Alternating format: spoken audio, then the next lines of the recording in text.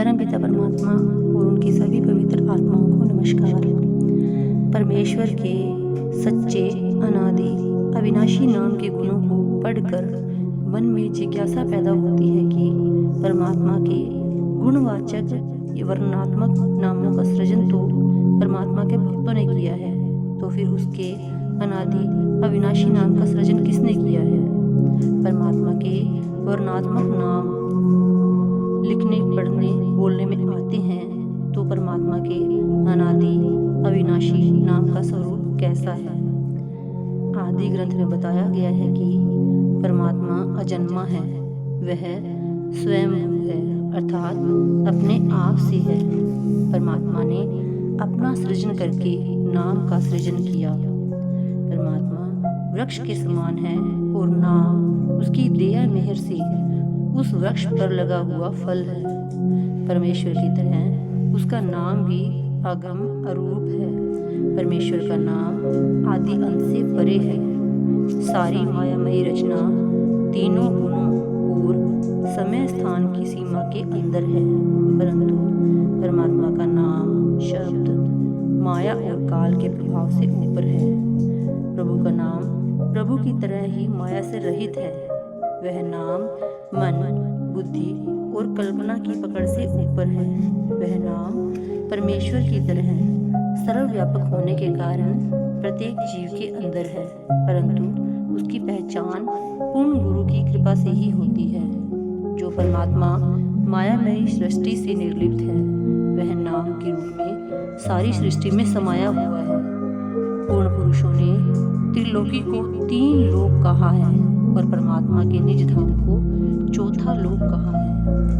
परमात्मा की तरह नाम का निवास भी 4थे लोक या सचखंड में माना है और 4थे लोक की प्राप्ति का साधन भी नाम को ही माना है।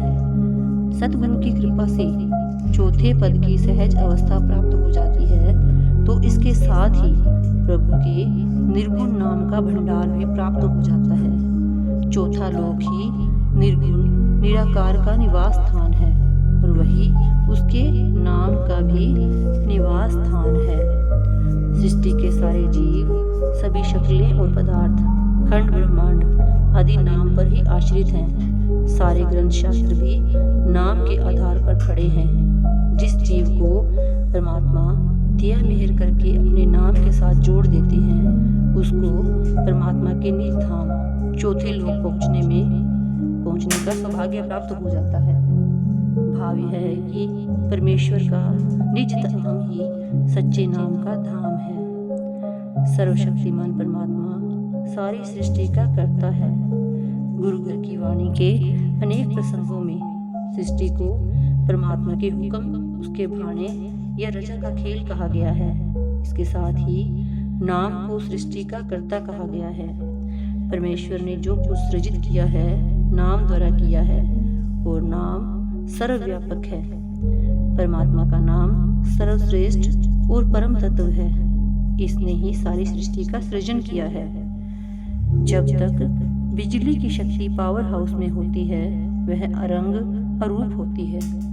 जब वह पावर हाउस से बाहर प्रवाहित होना शुरू कर देती है, तो पंखे, बल्ब, फ्रिज, हीटर आदि ही नहीं, बड़े बड़े कारखाने भी चलाती है। इसी प्रकार जब तक परमात्मा की कर्तारी शक्ति परमात्मा में समाई रहती है, वह अरंग अरूप होती है।